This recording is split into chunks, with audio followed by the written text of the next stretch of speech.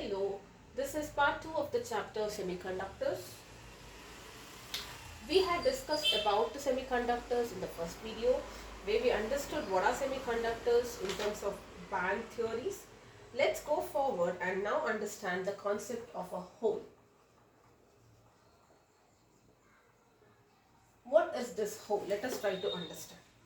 Alright, so you have a semiconductor. It has got a valence band and there is something called as a conduction band, and this is your semiconductor. Now when the electron which is present in the valence band, it kind of gets excited, correct? So whenever there is energy supply, maybe at room temperature, it is at 0 Kelvin, it is acting like an insulator, but at room temperature there is enough energy to make this, because the gap is very less. At room temperature, electrons get excited and they can move to the conduction band. And when this happens, there is a vacancy which is created. Okay, so there is a vacancy which is created in the valence band. This vacancy created is called as the hole. Alright, so very simple. Whenever there is movement of electrons from valence to conduction band, why? Because there is enough energy for the electrons to escape the valence band. There is a vacancy created in the valence band, and that is what we call as the hole. Now, consider hole like a positive charge, like a positive charge carrier. It is not equivalent to a positive charge carrier. It is not a particle. Okay, so positive charge particle is a proton or an ion, positive ion. It is actually a particle, whereas hole is not a particle. But in that case, why do we consider it as positive charge? Because when you are applying a potential difference, let's say you apply a potential difference, the holes appear to move in a direction opposite to electrons, and that's the reason they can be considered like a positive charge carrier. What is the meaning of this appear to move and all that? Okay, so think about it. There was an electron here. I'm not worried about electron, this conduction valence and all that. There was an electron here, there was an electron here. Now let us say this electron starts moving, correct? So there is a hole one which is created here, because now there is no electron here, it has moved, correct? Now let us say that electron comes and occupies some space here. Okay, now the electron is here, it has moved and it has come here, and after some time, let's say that electron is moving back again. Now there is a hole 2 which is created. Now do you see, when the electron moves in this direction, the hole is moving in this direction. It appears that there is a shift in the hole. Hole is actually not moving as such. What can move? Only particles can move. But because electrons are particles and they move towards hole, because they want an empty space to be occupied, correct? So it appears that when electron is moving from here to here, it comes here, this hole is filled and a new hole is created. So can I not now say that the hole has moved from here to here? The direction of electron is like this. Hole has shifted here, correct? It is like, there was an empty space here. Let us talk about it. This was an empty space. Okay, now there is a person who comes and occupies this. So now this empty space is filled, but there is an empty space here now. So can I say this space has moved from here to here now? Because this is not an empty space now, correct? This is now filled with the person. It is no longer empty, but there is a new empty space created. So if you visualize in terms of empty space, I can see that empty space has shifted, but in reality only the particles move. That's why I say it appears that the hole is moving in a direction opposite to electrons. And what move in a direction opposite to electrons? The positive charge carriers. That's the reason they can be considered to be a positive charge carrier. Alright? Okay, so that's the concept of hole. So how do you want to visualize hole in semiconductors is that, we don't have to get into the details that electrons come here, holes appear. Keep it very simple. The direction of movement of hole is opposite to the direction of movement of electrons. Very, very simple. That's all you need to know. Okay. Now, in electronics, there is an important term called as doping. Okay. So, we need to understand this so that we will get into the classification of semiconductors. Correct. So, what is doping? Doping is the process of placing an impurity in a pure in the crystal structure of a pure semiconductor. Okay, so the process of placing an impurity in the crystal structure of pure semiconductor is what we call as doping. Correct? The impurities which are added are what we call as dopants. Okay, so there is a pure semiconductor. Now, pure semiconductor acts like an insulator at 0 Kelvin. At room temperature, it is having it behaves like a conductor. But if you want to further increase its conductivity, we do a process what we call as doping. We simply add some kind of impurities into the pure semiconductor. What are pure semiconductors? I hope you know that. Germanium, silicon. You have 7 pure semiconductors, right? Now, in their crystal lattice, if you add some impurities, the process is what we call as doping. The impurities are what we call as dopants. Now, there are two kinds of dopants. If the impurity is pentavalent impurity, what is the meaning of pentavalent impurity? It has 5 valence electrons, like 13, 14, 15, group 15, okay, 15th group elements. If they are added, they will donate electrons. We will see how they donate electrons in a while. Okay, so pentavalent impurities, actually the 4 valence electrons will bond with the semiconductor atoms, and the 1 electron is free, and that's the reason we call it as electron donors. Now details we are going to see next. Okay, now this is what we call as, so those impurities are what we call as donors, because each impurity is contributing 1 electron. That's the reason they are called as donors, which will be example your group 15. Okay, group 15 is nitrogen, phosphorus. It can be phosphorus, arsenic, antimony. Okay, so all of them are pentavalent. And there is something which is also called as trivalent impurities. Now, if these are donors, it has to be acceptors, and you are absolutely right. They are acceptors. They have 3 valence electron, and they are group 13 of the periodic table. They accept electron. Group 13 means there are 3 valence electrons, right? So, in order to form the 4th bond, they take electron from the semiconductors. That's the reason they accept electrons from the semiconductors.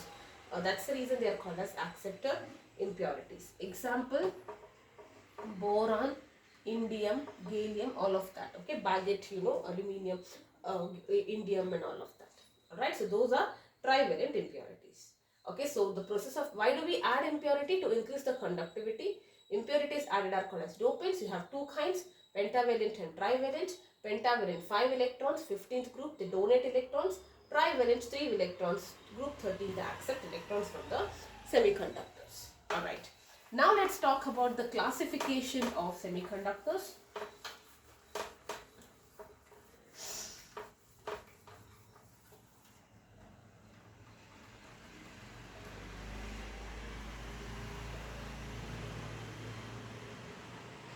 Okay, so you have 2 categories, intrinsic and extrinsic.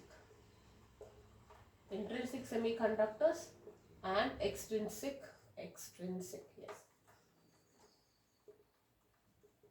Extrinsic semiconductors. Let's talk about what are intrinsic semiconductors. They are what we call as pure semiconductors. No doping is done. Okay, no doping is done here. Impurity might be there naturally, but it is very, very small, so it is as good as pure. Examples, silicon, germanium, that's 7-1. Alright. Now, if you talk about the pure semiconductors, can I say if the density, the number density of electrons, which is Ne, will be equal to number density of holes. Alright, now we are not putting anything. Let's talk about silicon. How are the atoms arranged in the case of silicon? Let us say silicon are like this. Many silicon atoms. Each one has got 4 electrons. Right? Valency is 4 there for silicon. Right? Now, and they are forming bonds like this. Okay, with this neighbor they are all forming bonds. This is how the bond structure is. Correct? Now, what will happen? This is the condition. Now, at room temperature, or when you increase slightly, when you provide heat, okay, when you heat or when there is enough energy, let us say, okay, some bonds are broken. Okay, they are broken like this, and when they break, they give you 1 electron and 1 hole, right? This electron is gone, 1 hole. This electron is gone, 1 hole. So the number of electrons and holes will be the same. If bonds are not broken, then obviously there will be no electrons and holes which are available. But in reality, this is only the case at 0 Kelvin, absolute temperature. But even at room temperature, bonds will be broken, and at any point, whenever the bonds are broken, the number of electrons and holes will be the same. Correct? And how can you say the net current, because the electrons move, there is current. The net current is because of electrons as well as holes. Can I say this? Perfectly, yes. Okay. Let's now talk about semiconductors. This is a semiconductor which is doped with either a pentavalent or a trivalent impurity. Okay, that is what we call as extrinsic. Okay. Now, in the case of extrinsic, we are going to get into the details of extrinsic in the next topic, but the net current, if I have to talk, okay, so now what will be example? Silicon with maybe phosphorus, or silicon with something boron, or whatever it is, some impurity, or it can be germanium and all that. Correct? So this is what it is. Now both the two types of extrinsic semiconductors we are going to discuss in detail next. Okay, now before we get into that, let us try to find the difference between the two. Okay, so if I have intrinsic, if I have extrinsic, let's try to understand the difference. They are pure semiconductors, they are conductors with impurities which can be either penta or trivalent. The number of electron will be equal to the number of holes. Here it is not equal to number of holes. Okay, so in the case of pentavalent impurities, number of electrons will be greater than holes. In the case of trivalent, number of holes will be greater than number of electrons. Okay, low conductivity in the case of pure, and conductivity is good conductivity, because see why there is conductivity, because like I said, bonds are broken. But here, along with the breaking of bonds will happen there also. Already there is a free electron available, or there are holes available, right? That's the reason they are good conductors. You'll understand that in 2 minutes. Okay. Conductivity depends on temperature. Here it depends on temperature as well as the doping level. Okay. Examples I told you: germanium, doped silicon and all that. Okay. Now, before we go into the next part, that is, we are exclusively going to talk about pentavalent and trivalent, I want you to understand something which is very important. Eg for silicon is about 0.7 electron volts, and Eg for germanium is 1.1 electron volts. Okay, these gaps. What is the meaning of this? The energy gap in the presence of, in the case of silicon, is about 0.7 electron volt. That means if you are supplying 0.7 eV of energy, electrons from the valence band can escape into the conduction band. And for germanium, it's a slightly higher. Okay, you need to supply 1.1 electron volt of energy so that electrons can escape into the conduction band and they are available for conduction. Alright, so and also second point, in the case of semiconductors, you know that we have already studied, if the temperature increases, resistance decreases and conductivity increases, because more electrons are available in the conduction band. Correct? Now conductivity increases and resistance decreases. So I can also say semiconductors have negative temperature coefficient of resistance. In current electricity, you have studied about temperature coefficient of resistance, R is equal to R naught, whatever, right? So here it is negative temperature coefficient, because it is actually decreasing with temperature. Correct? So that is what you need to remember. For 1 mark, they can ask you, conductors have a positive temperature coefficient for resistance, semiconductors have a negative. Alright. Now let us get into the exclusively we are going to talk about extrinsic semiconductors, both pentavalent in detail and trivalent in detail. Very, very important. Basics are important so that you understand PN junction, forward and reverse biasing better. Alright, so first let us talk about N type of semiconductor. This is under extrinsic, by the way. Extrinsic you had studied semiconductors where it is doped with some impurity. Depending on the type of impurity, whether it is penta or tri, I have two types. Okay, first is N type. N type semiconductor is where the impurity is a pentavalent impurity or pentavalent dopant. Alright, examples: phosphorus, arsenic, antimony. Correct? And maybe a pure conductor may be silicon. So let us say you have silicon initially. Initially you had silicon pure. correct? This was silicon, silicon, silicon, silicon, and each silicon had 4 valence electron.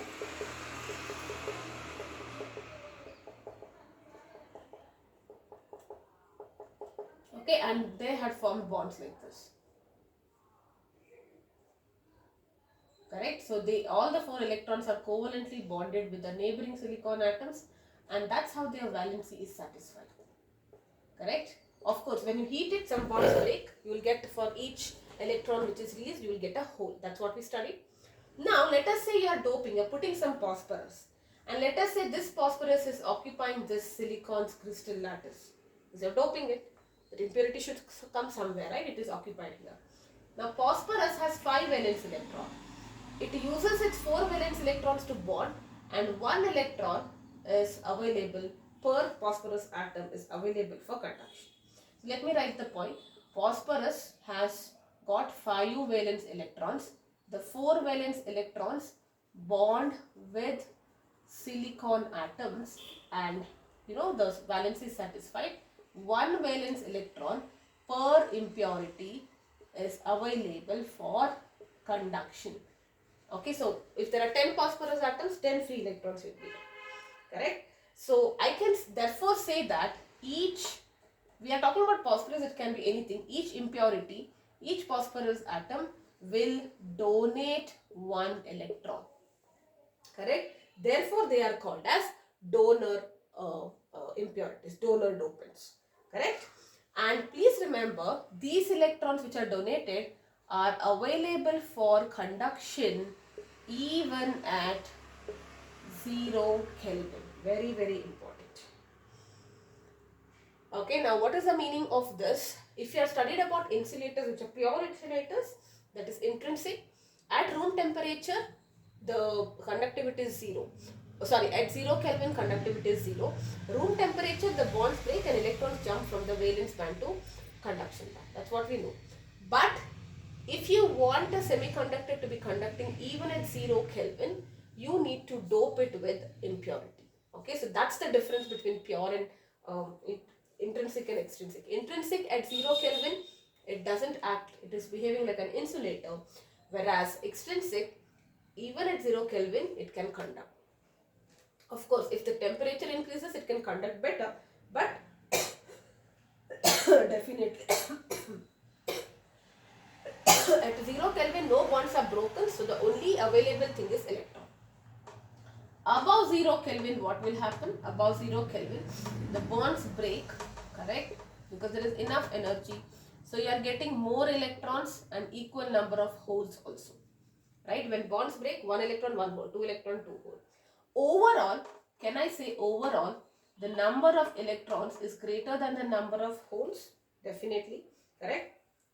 So, I can say that electrons are the majority carriers in the case of N-type, and holes are the minority carriers, charge carriers. Okay, so current is there, alright, but I mean not current, the movement of electrons which is available for conduction is there. But what happens in your regular setup, already there was an electron available for conduction at 0 Kelvin. Now when you are heating it, more electrons and equal number of holes are also provided. Overall, more electrons, and therefore electrons are like the minority carriers. Okay. Now, let us talk about these electrons. These electrons which are available even at 0 Kelvin. Now, these electrons are loosely bound. Do you agree? Because they are, they are not bound at all. They are loosely bound.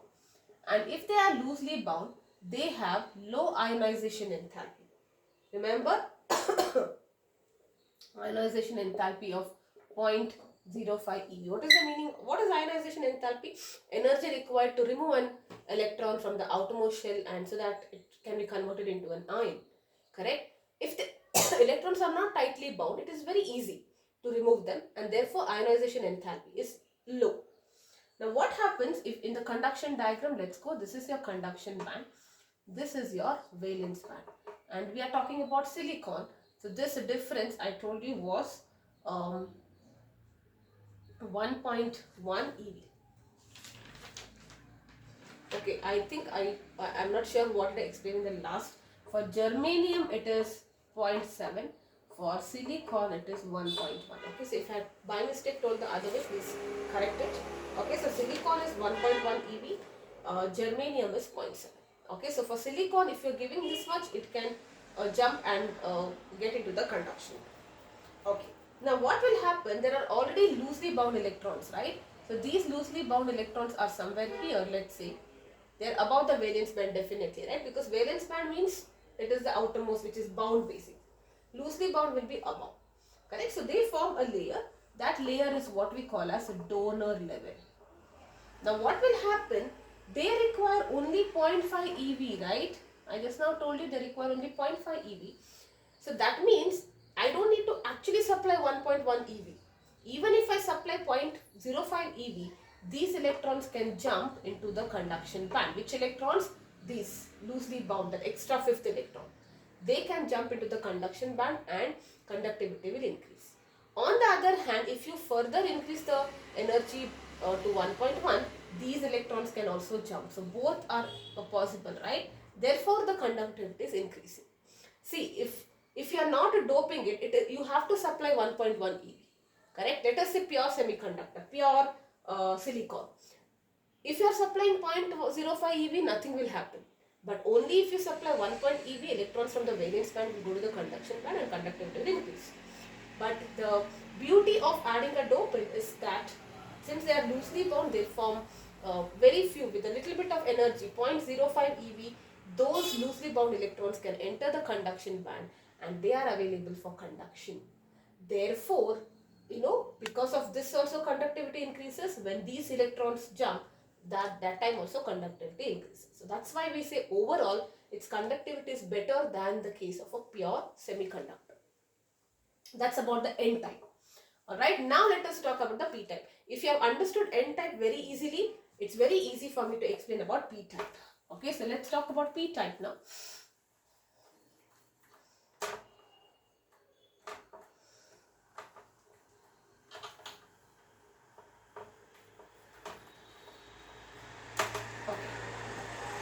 P-type semiconductor will have trivalent impurities like 3 electrons, boron, indium and all of that. Correct? Now, let us say you are adding boron. Boron has 3 valence electrons. You are adding boron. It has 3, 1, 2 and 3. These 3 will bond. Correct? Now, what will happen? It cannot form a bond. Silicon has an electron here, but boron doesn't have an electron, so it cannot bond. So what will happen is, one electron from the silicon will move here. So this, and it will be able to bond now.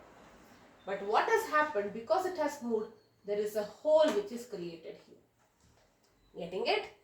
Okay, so it has got 3 valence electron.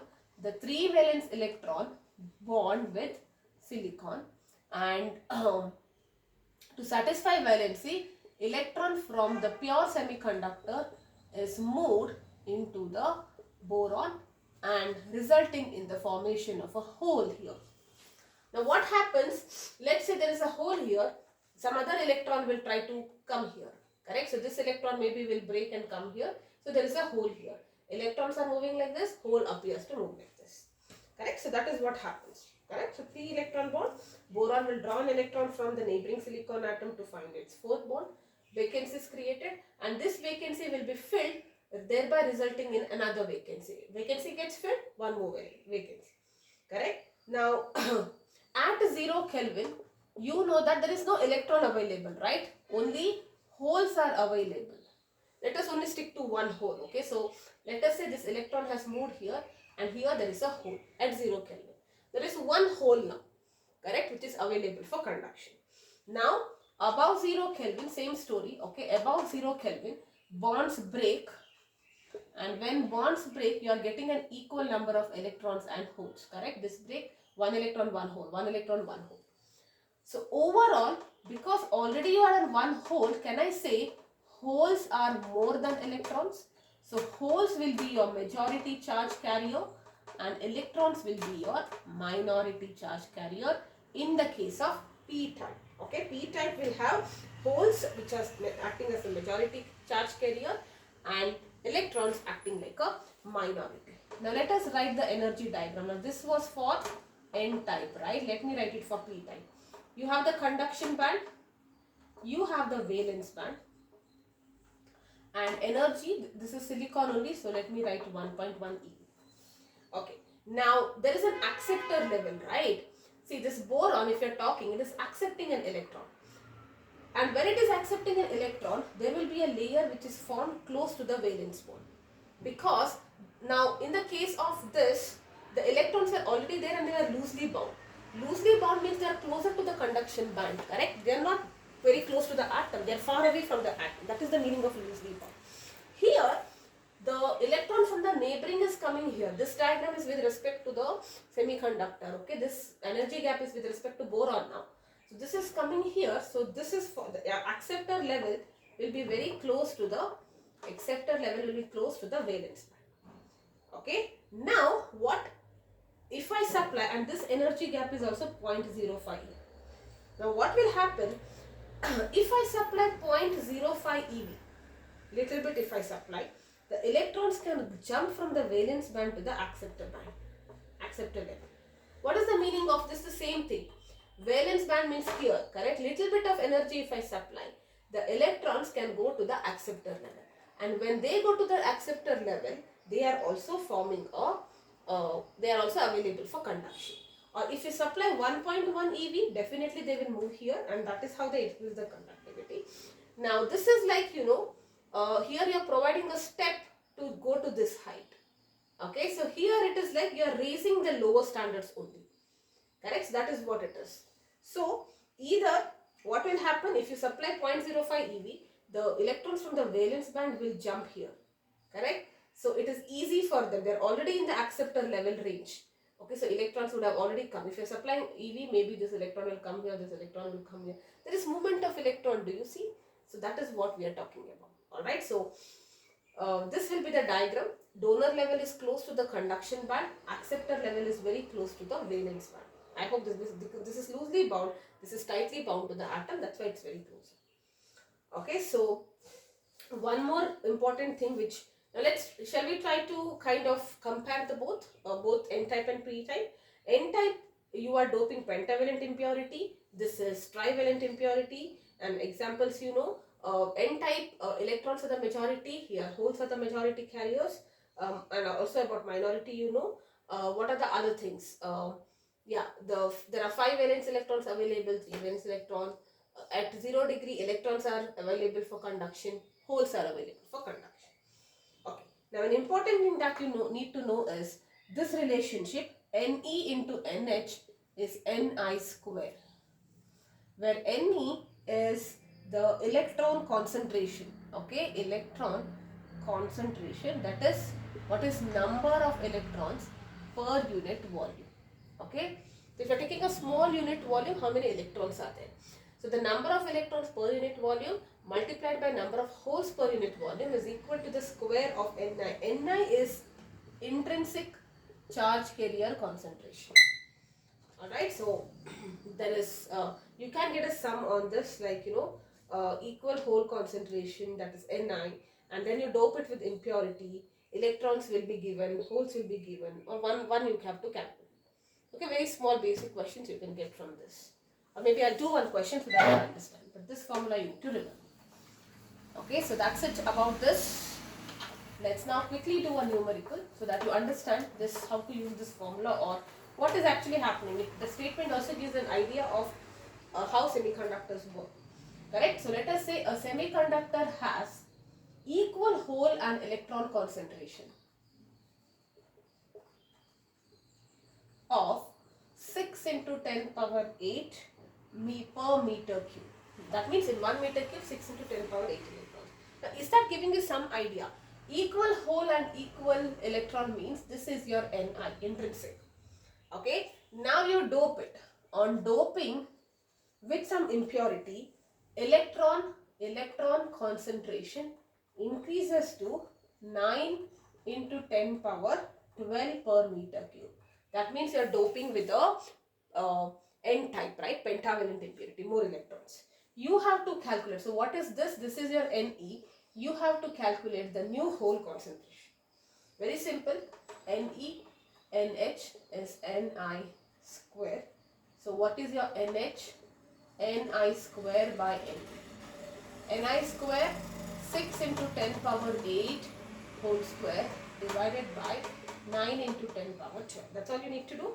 You will get 4 into 10 power 4 per meter cube. Okay, so these type of questions you can expect. Very easy ones. Now, having understood that, let's go to the next topic, that is PN junction. Very, very important again.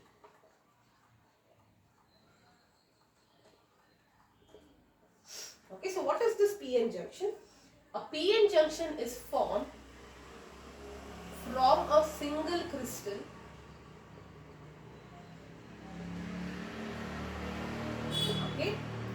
of germanium or silicon,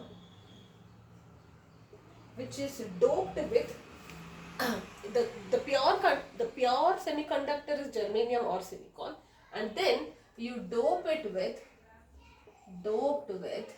okay p-type impurity, p-type dopant in one portion and n-type impurity in the second portion. That's it. The boundary between the two impurities is what we call as the PN junction. And PN junction is also called as the diode.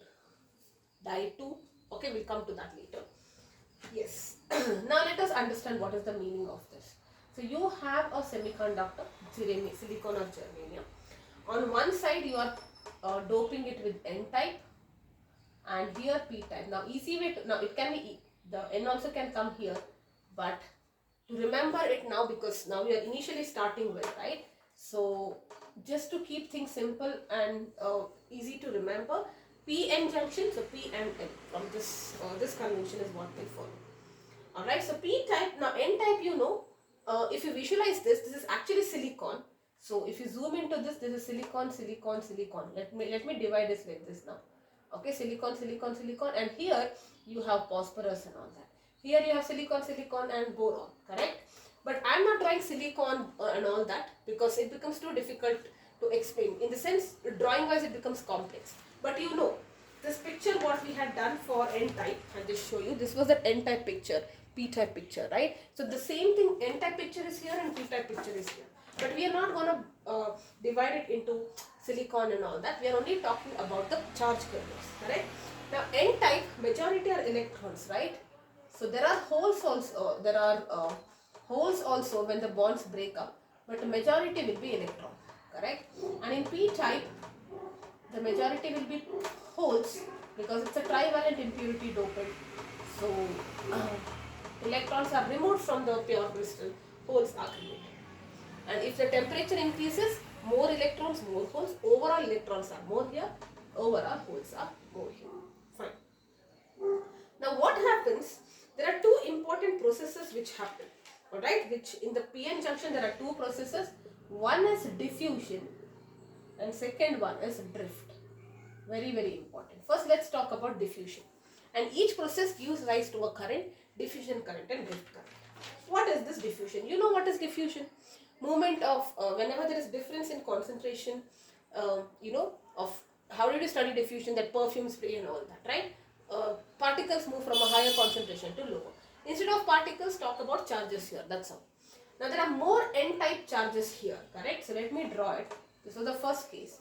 Okay, now let me draw it. There were more, this was my junction, correct? There were more electrons here. So these electrons, because the concentration is more, they will start coming here. So the electrons from the N-type, they come here. And electrons from the holes from the P-type, they come here. Now don't get into the details like how holes are moving. Like I told you, the actual thing I've told you, every time you do not try to analyze that way, it only makes things complex for you. So keep it simple. Consider holes to be particles and visualize this. Okay, so electrons concentration is more here, so they will move. You can also say that there are holes created here, whatever it is, in whichever way. Or you can also say holes are moving here. Now there is holes here. These holes are there. Okay. and these electrons are there here. Okay, now this layer has formed. Now initially what happens when these electrons move, alright, so let me write it in words. Okay, so there is a difference in concentration, and because of which there is a movement of electrons from N to P type and holes from P to N type. That is what will happen across the junction. And during this there is a first step which is formed, which is called as electron hole recombination. This happens initially. See, there were holes here. Electrons came here, and holes are nothing but empty spaces, right? They occupied empty spaces. So it is like nullified. Okay, so it is back to the previous state. Like for example, there is no electron also, no holes also. They cancelled out. Similarly, who was moved here, they cancelled out. So now you'll be like, then how did I write this? This is initially what happens. So initially they cancel out and there is nothing here. You can visualize it. Nothing here in the sense there are silicon particles and all, but no charges. Alright, so there is something called as electron hole recombination, where electrons, because of their higher concentration, come here, they recombine with the holes. Holes come here, they recombine with the electrons. Alright. After that, what happens? Once recombination happens, electrons are still more here. Slowly some are moving, so the difference in concentration is reduced. A few electrons will still come here, and when they come here, what is left behind? That is what I have written. If electrons are crossing the junction and coming here, what is left is nothing but the positive ions. Correct? That's the reason. And electrons are coming here. That now after recombination happens, the extra electron will form a layer here. Okay, so that is what happens. Now let me again tell this because it's a little tricky initially. Alright, so what happens? What is PN junction? You are there is a pure crystal, you are doping it with P type impurity on one side, N type on the other side. P type, there are holes majority. N type overall has electrons in greater numbers, correct? Now because of the concentration, there is movement of electrons from N to P type, movement of holes from P to N type. Now initially the electrons which come here, they recombine, and that is what we call as electron recombination. After that has happened, as more electrons drift towards the P side, there are negative charge is gone, so there will be positive ions left, and these negative charge come here, no more holes to recombine, only extra are there, right? You remember, the extra electron layer will come here. Alright, now the motion of majority, now what is moving? Let us say from the N type, what is moving from the N type? The electrons are moving, correct? Electron moves. And P type, what is moving? From the P type, the holes are moving, correct? Electrons are moving, holes are moving. So can I say, and in each type, in the N type, electron is the majority carrier. This is the majority carrier, and in P type, holes are the majority carrier. Because of motion of majority carrier, there is a current which is formed, and that is what we call as the diffusion current. So diffusion current is basically the current which is formed because of the difference in the concentration, and it is mainly the current which is formed because of the movement or diffusion of the majority carriers in each type of the conductor, right? So N type electrons are moving and P type holes are moving. So can you tell me the direction of diffusion current? Holes you don't have to visualize. Like I told you, electrons are particles. Electrons are moving in this direction. So can I say diffusion current will be in the opposite direction, conventional direction, opposite to electrons. So diffusion current is always moving in, the diffusion current is in this direction. Alright.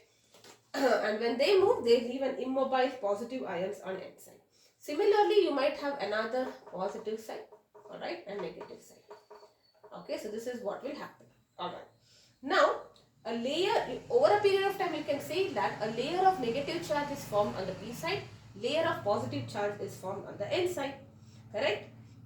Now you already have a diffusion current. Now, when there is a layer of charges which is formed, won't there be a field? Definitely an electric field is set up. And the direction of field is this direction, positive to negative. Because of which there is a force in the opposite direction. You know that whenever there is field, there is electric force. Field is force per charge, right? You know that already. So field is in from positive to negative, force is in this direction. Now because of this force, don't you agree the majority carriers, now you might be thinking that majority carriers will continue to move and throughout there is current. That means if I touch this semiconductor, even if there is no battery connected, I should get a shock. But that's not going to happen. Why? Because over a period of time when this develops, there are majority electrons here also. They will try to come here. Okay. One is they will get this resistance from these ions. And even if some of them have escaped, this force will, this force is in this direction, right? The electrons want to come here, the force will push them back, correct? Because of which the movement of majority carriers will be slowly diminished because of this electric field and force, correct? Now, now this is what will happen, and because of which the movement of majority charge carriers will be different. Correct? So let me write it like this. This is what I have told you. This gives rise to diffusion current. And the direction of diffusion current is this direction. Okay. Now after some time, what you can see, this region is what we call as depletion region, by the way. The depletion region is basically the region in the PN junction which consists of only the immobile ions. They cannot move, alright? Immobile ions are what we call as depletion region. Okay.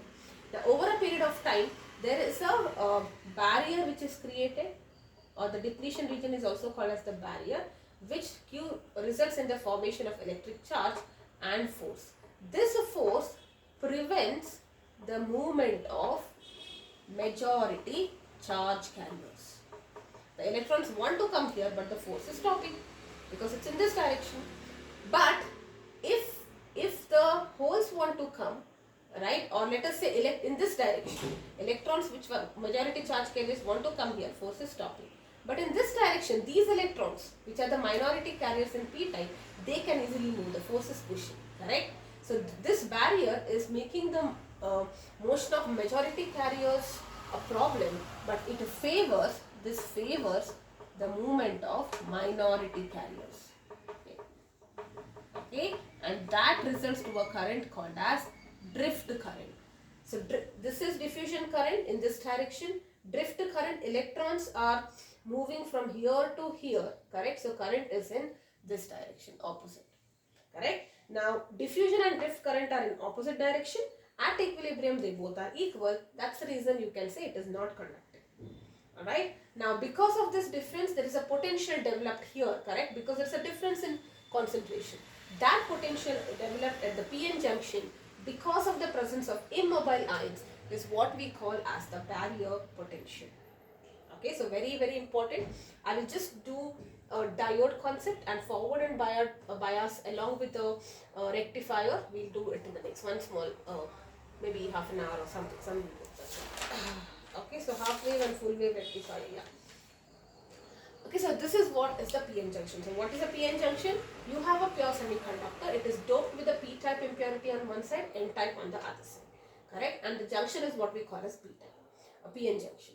Now, in the n-type, majority charge carriers are electrons. Holes are the majority charge carriers in the p-type. That's why I've written only electrons. Because of this difference in the concentration, electrons cross these barriers and they come here. Holes will move in this direction. Okay? Initially, there is electron-hole combination. And after that, the extra electron, because they have more electrons, they come, they cross the barrier and they form a layer here. When the electrons move here, this results in the formation, the immobile ions will be left here, correct? And there is a region which is called as depletion region or barrier region which is formed because of the immobile ions, correct? Now, because of the movement of electrons, there is diffusion current in this direction. And because this barrier is set up, depletion region, there is a field set up, there is a force which is acting in this direction. This force hinders the movement of the majority carriers. Electrons want to come here, force is stopping. However, it favors the movement of minority charge carriers, because of which there is drift current. At equilibrium, the number of, diffusion and drift current will be equal, and therefore, you will not have any current. Alright, so that is what is about, and the potential is what we call as barrier potential. Okay, now let's talk about a PN junction, or what is that? Circuit symbol, diode. Okay, now semiconductor junction, that whatever we are drawn, that is also called as a diode, and circuit wise we write it like this. Okay, just like resistors we have like this. This is P and this is the N type. Please remember that. Now we do something, you know, if you're not connecting something, it is no current, and we do something called as biasing of diode. What is the meaning of biasing? You connect it with battery. You connect it with battery, that is what we call as biasing. You apply a potential difference in simple words. Now there are two ways in which you can do it, right? You have the diode. If the P type is connected to positive and negative is connected to the N type, this is what we call as the forward biasing. Okay, forward is P type to the positive, N type to the negative, and in this case it acts like a conductor. Okay, it conducts. Reverse biasing is when you connect P type to the negative terminal and N type to the positive. This is what we call as reverse biasing. Okay, P type is connected to negative, N type is connected to positive, and it will not conduct. It behaves like an insulator here. Okay, so this is what you need to remember. Now, why it conducts here, what happens exactly when you connect a battery, how is the current flowing, why it is acting like a conductor here, why it doesn't act here, all that things we are going to do in the next video. Okay, so this was the basis for you to understand forward and reverse biasing. So one more session, forward and reverse biasing, followed by a half wave and full wave rectifier. Okay, so together I'll be doing that. Yeah, alright, yes, bye bye.